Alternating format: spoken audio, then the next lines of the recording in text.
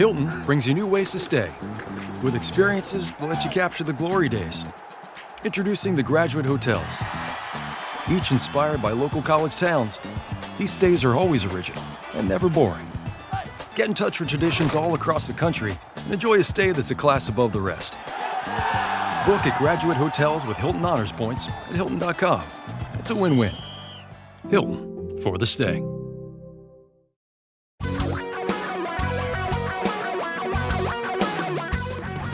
Reality radio for a really great future. We're talking real money. This is an unusual week for us because, once again, it's one of those holiday weeks where it's shortened, so it's a 4-podcast week. But you need to get used to this.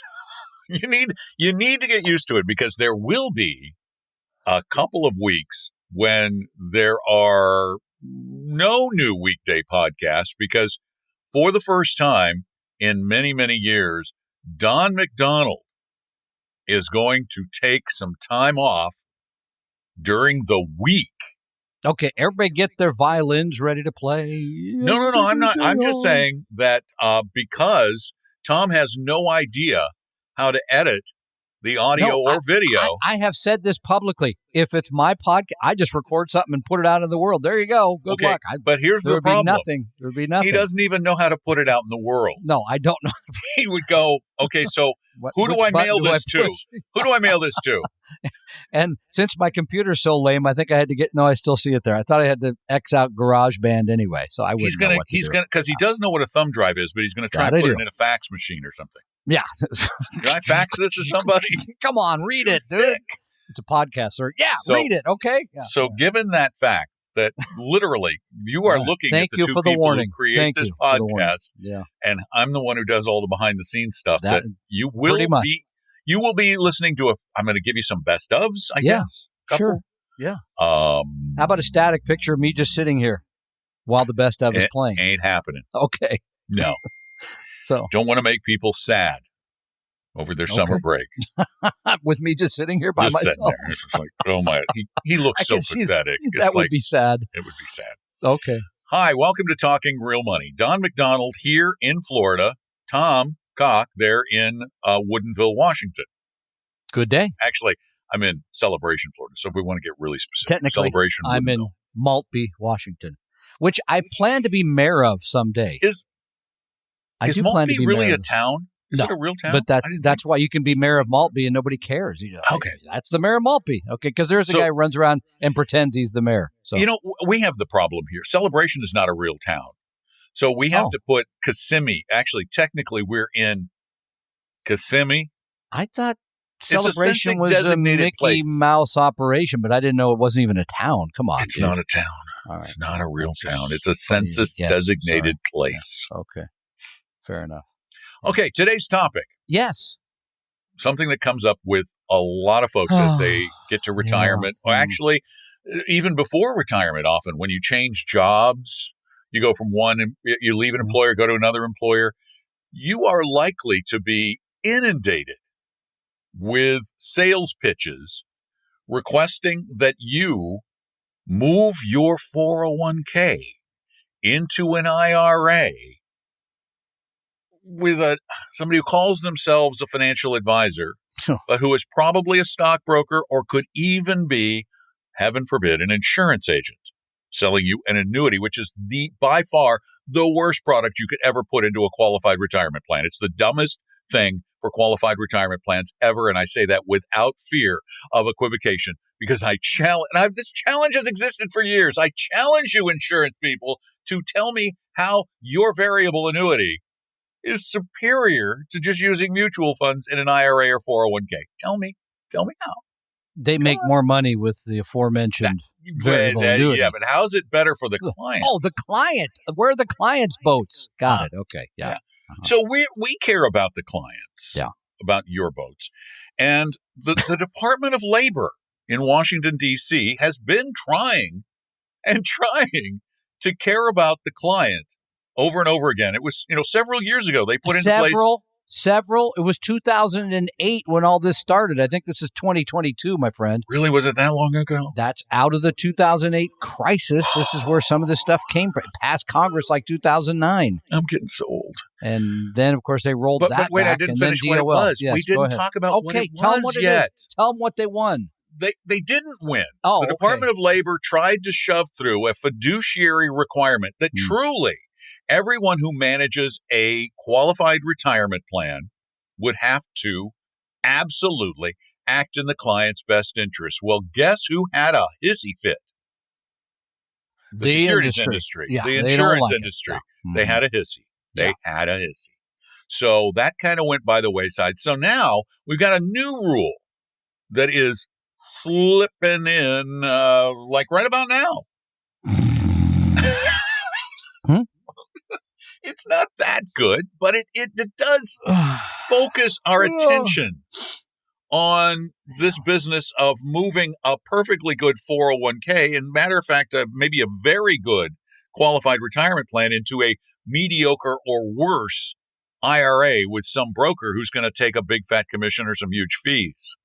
The Department of Labor requires specific considerations when making rollover recommendations. It also requires a written disclosure to the client outlining why the recommendation was in the best interest of the client. Okay, but they already require a lot of written disclosures. Form ADV, Form BI. Does anybody read them? No one reads them. And in this case, they're supposed to show you, okay, here's what you're in. They're supposed to actually look at the plan that you're in today and then say, here's why it's better to move the money to us. Oh, but that's right. Then they also have a sneaky way around this, of course, that allows them still to sell you into wonderful they can actually still sell you into products where they collect a commission. That doesn't sound like. How do they justify those? Just reading what they said, my friend. They call it a carve out. They figured a carve out into the whole thing that allows the people that sell stuff still to sell the stuff. So who wielded the carve out knife, do we think? Just take a wild guess that not only the securities industry, but probably the insurance industry. Yeah. So because these are two industries that thrive, that survive, but they also thrive, who absolutely need to be able to not always tell the truth. If they were required to always verbally and in writing tell you the truth about the things they were selling you and doing to you, they'd be out of business. Yeah. And so guess who is stuck holding the bag here again? Clients. You. Yeah. You podcast listeners, you videocast viewers. You're stuck. Wait a minute. You've got to protect yourself because this truly is the caveat emptor. I mean, this industry is. But let's step back one more step to figure out why you would want to move your money. How much further back should I go? That'll keep going. I'd say another 2 for you. Farther? One more big step right back off the stairs. Okay.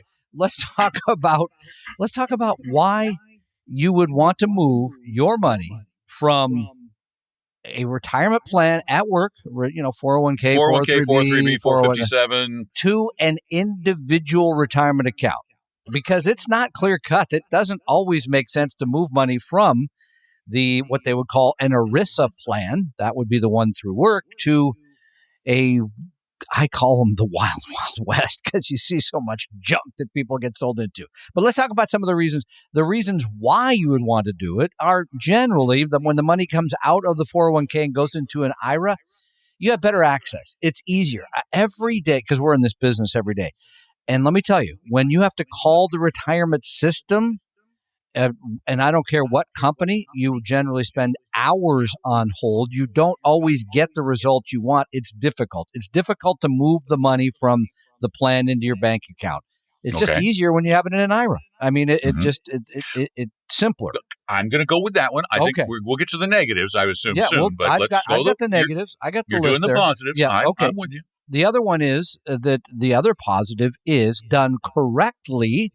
You should have better investments and better diversification. Most of the plans that we see, Don, you know this, they have large U.S. companies. They might get into small or mid. They don't really have much value. They generally only have a little tiny bit of international. But now you added that little caveat in there, that little qualifier, if done properly. Now, Tom, let's be totally frank. Instead of being Tom, let's be Frank and Frank. We'll just be the Franks. Yeah. Let's be frank. You've seen a lot of plans created by other financial advice providers. Mm-hmm. How many of those, what percentage of those would you guess are done properly? Wow, that is I'll go with under 25%. Right. That So the are really odds are done good. right. Yeah, The odds are good that you will not get a plan that's that is true. done properly. You're going to get a plan that is poorly created. So therefore, that may not apply. That's only going to apply in maybe 20 to 30% of the cases. It might. And so again, it's up to you to know that. And that brings me to the third reason that you should, and that is generally, not always, because there's some great plans out there like the TSP that has exceedingly low expenses. But there are many plans we look at that have very high expenses. So done properly, you should be moving from a plan where the cost of the mutual funds you're in is fairly high to one where you can use exchange traded funds or other products where the costs are extremely low. So you should be moving from higher expense products to lower. No guarantee, as you say, Don, because there's a lot of really bad stuff out there, but you should be. So if you have an actively managed 401k or 403b, or you have a 403b with annuities in it, and you have high fee funds, and someone is putting together the right kind of portfolio, and that portfolio has lower cost funds, of course it makes sense, right? Indeed. Again, that's up to you to know. But let's talk about why not to do these rollovers. First of all, as I said at the beginning, if you don't know anything about the investments and how this business works, you will be taken advantage of.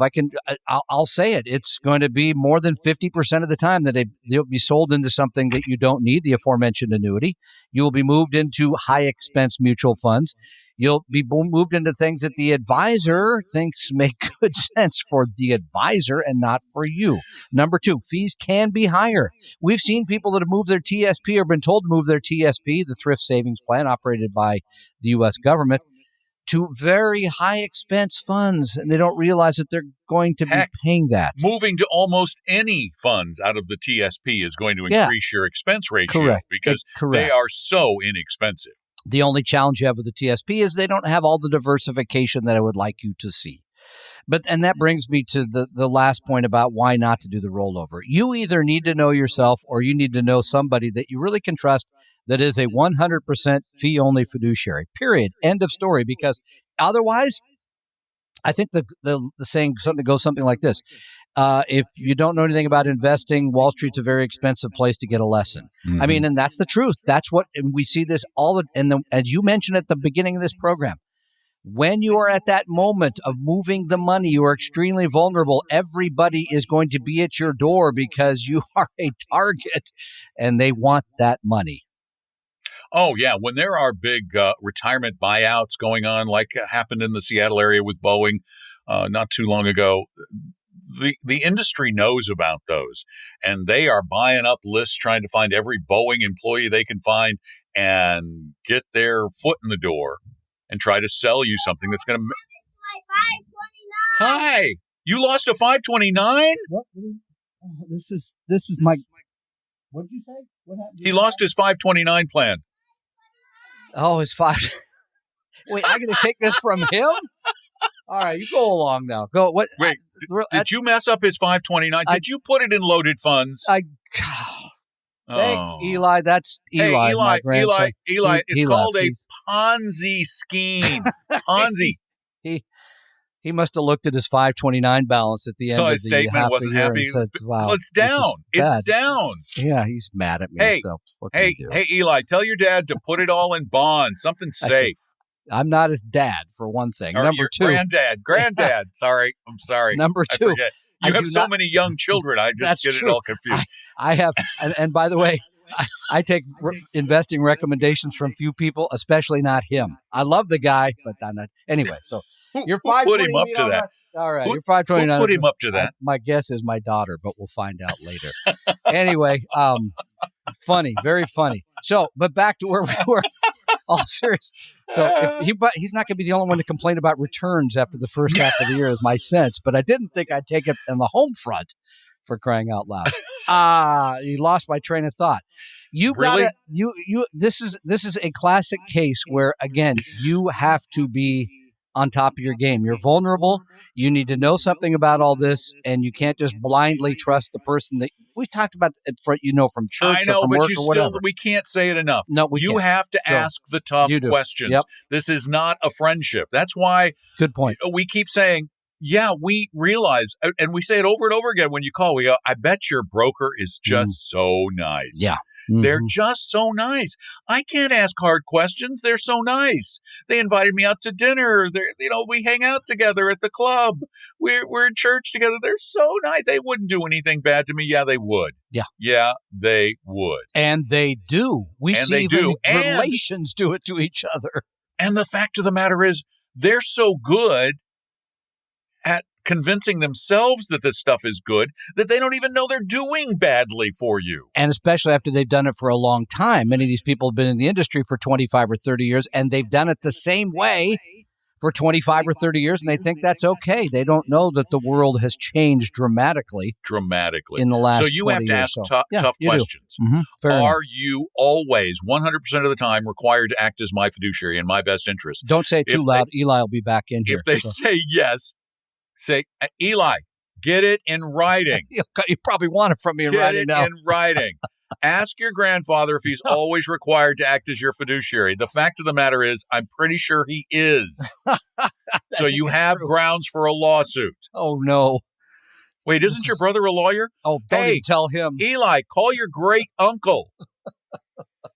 This is the end of the program, my friend. Program's over. End of the program. This is it. You just got to take care of yourself. That's the message. Yeah. And make sure, if you are going to do something with your 401k, that you're getting into a better place as opposed to a worse place, and that there are benefits to it for you. And in a lot of cases, too many cases, there are not benefits. No, that's very true.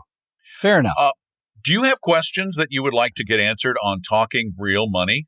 Well, we want to answer them. Our phone number is 855-935-TALK, 855-935-8255. You can call that number 24 hours a day. So please stop in. Or if you'd like, you can send your questions in at talkingrealmoney.com. And that's how this person did in response to a recent episode of Talking Real Money. Yes. The episode was number 990. Entitled Growth to Value to ARK. Growth to Value to ARK. ARKK, I'm assuming. The ARK Innovation Fund. Got it. So, not ARK. We do read your responses. Yeah. Okay, here we go. Subject. No, I'm not even going to read the subject. We'll get to the subject. It's in the body. Yeah. This was pretty much to me, Tom. We'll see if he stands up for me or not. Don't know that's going to happen. Unlikely. And unlikely, particularly after the whole Eli thing. Mm-hmm. Don, I love your podcast and all of the great information you provide. This is from my hometown. It's in Colorado. For a while now, you have fairly consistently bashed Kathy Wood. Oh, it's Kathy Wood of the infamous ARK Fund. Yeah. That's the connection. Got it. Interestingly, I have yet to hear what she did to make you hate her so much. Well, Dave Ramsey didn't do anything, and I don't like him much either. I don't like Susie Orman. She never did anything to me. If you would, on a future show, this is the future show, sir, please provide some history on what caused this obsession with her. I don't think I'm obsessed with her. Appears your hatred for Kathy Wood is clouding your view on ARKK. Other way around. My view on ARKK influences my opinion of Kathy Wood. I would imagine most, as I do, agree ARKK is probably not a good investment vehicle for your retirement funds. Okay, we're good there. However, I've heard you say it on your podcast, people invest for a variety of reasons. Okay. For a young person willing to assume significantly higher risk to achieve their goal of early financial independence, ARKK might be just what they need for a portion of their portfolio. Although extremely volatile, it provides the opportunity for significantly higher returns in the short term. Yet, as you pointed out in your recent podcast, long-term returns are just shy of the well-diversified VTI, the Vanguard Total US ETF. 11.1 to 10.3 over 5 years. Yeah, the VTI, when I mentioned it, had returned 11.1% per year versus 10.3% per year for 5 years for the ARK fund. At lower volatility. Wait. Let's not go there yet. Hold on. I'm going to would love to hear the background on your relationship with Kathy Wood, how it soured so badly. Thanks. Okay, so they're hoping for like a TMZ episode or something, and a video of you at the high school prom where she stood you up or something? We are the same age. We did not go to high school together. No, she's that old? 66, I think, or 67. Oh, I had no idea. We're about the same age. So we did not go. She's from Southern California, and I, sir, am from where you are, Colorado. So we have no connection there. Yeah, I have never in my life met Kathy Wood. I have seen her on television. Ooh. I have watched her fund. But the reason we talk about Kathy Wood is because she has gotten so much press. That's the big reason. She's become, and this was Tom's idea. She's become what, Tom? Well, she's become truly the poster child for active management. Now, those of you who've followed our work for 25 or 30 years know we don't believe in active management. We can't find any reason to use active management to try to find a stock picker or market timer or anybody who says, here's what the future looks like. Because they underperform, they might have periods of time where they do great, like Ms. Wood did, and then they revert to the middle, if you will. Revert to the mean. Yeah. Thank you for mentioning that. Yeah. That is the point. The reason that we criticize people like Kathy Wood, and we've criticized other active managers in the past who have been the hot hands at any given time. The reason we use her as the poster child for active management is because she had the hottest hand in 2021. Was it 2021 or 2020? Wait, I need to look now. Yeah, well, I think I'd have to go back and look at the years. And everybody was piling into the fund after it had gone up. After it had already gone up. We've given you the numbers on what that meant. It's significant because people have a tendency to do this, and then guess what? I'm sorry. Write it down. It was the hottest fund in 2020. Okay. It was up 152%. That's right. In 2020, 152% in that 1 year, which made it the talk of the town. Everybody wanted to be in ARK.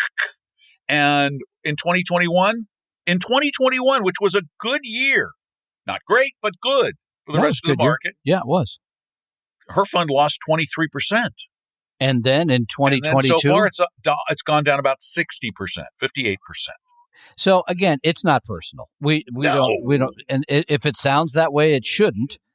We only get worked up about it because we care about you, people listening to the podcast. We don't want you to get sucked in by the next Kathy Wood. There'll be another one. This comes up. There's somebody that has a hot hand. They have a great idea that works maybe for a period of time. And then as soon as you pile your money into it, it doesn't work. So no, Don has no personal animus towards her whatsoever. The fact of the matter is we look at funds, and this has been the fact over and over again. This information you can get from Standard & Poor's, by the way, through their Standard & Poor's index versus active survey they do twice a year.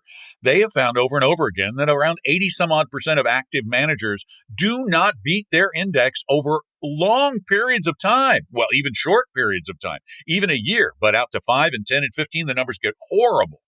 And for Kathy Wood and her fund, ARK Innovation, her index against which she's measured, the 100 has gained 9.9% per year over the past 5 years. Her fund has gained 8.26% over that period.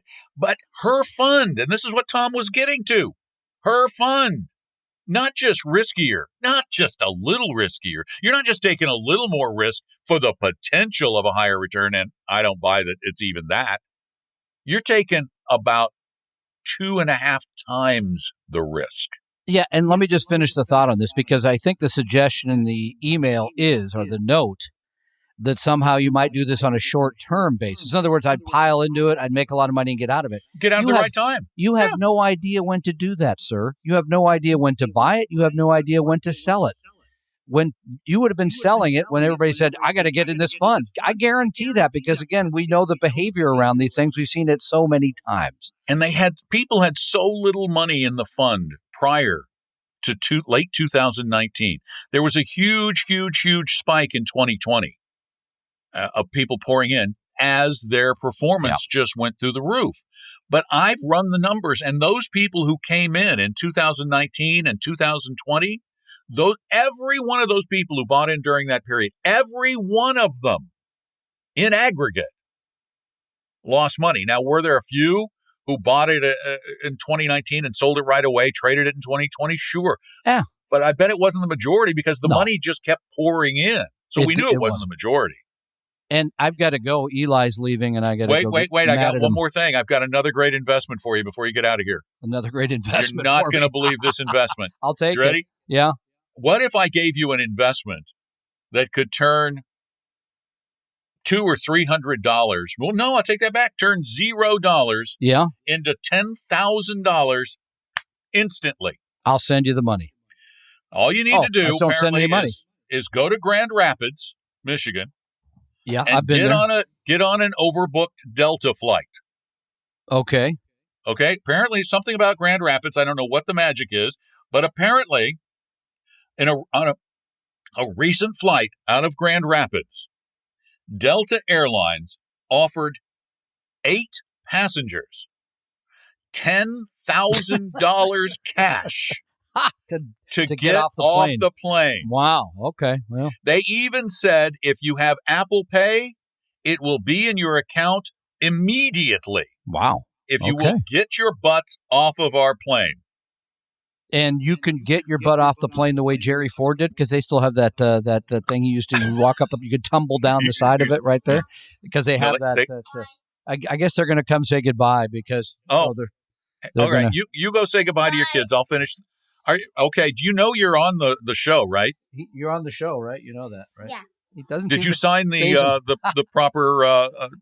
Did you sign the release forms? Did you sign the release? He's just a nice guy. His brother doesn't want to come in though, so he's the shy one. Is your brother a chicken?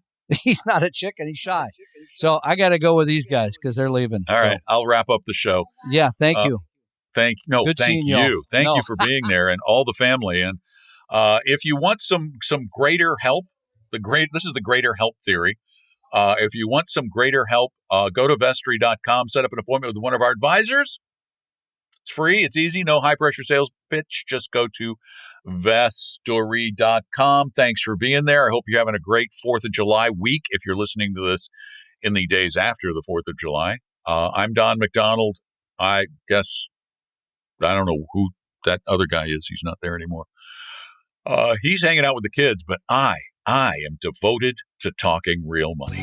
We hope you realize that the information provided on Talking Real Money is for informational, educational, and hopefully enjoyable purposes only. Providing personalized financial planning or investing advice takes time, so please consult with a really good fee-only fiduciary investment, tax, or legal advisor. We know a good one. Investing must always involve risk. In other words, you can and probably will lose money at times. Also, as much as you want it, no one can accurately and consistently predict the future, so past performance doesn't tell you a darn thing about what the future will bring. Unlike many other programs that say something similar, Talking Real Money is not trying to get you to buy or sell any financial products or securities. Instead, the program is provided as a public service by Appella Capital, a fee-only registered investment advisor. Thanks for listening, and please visit TalkingRealMoney.com for more information and disclosures. That's a wrap.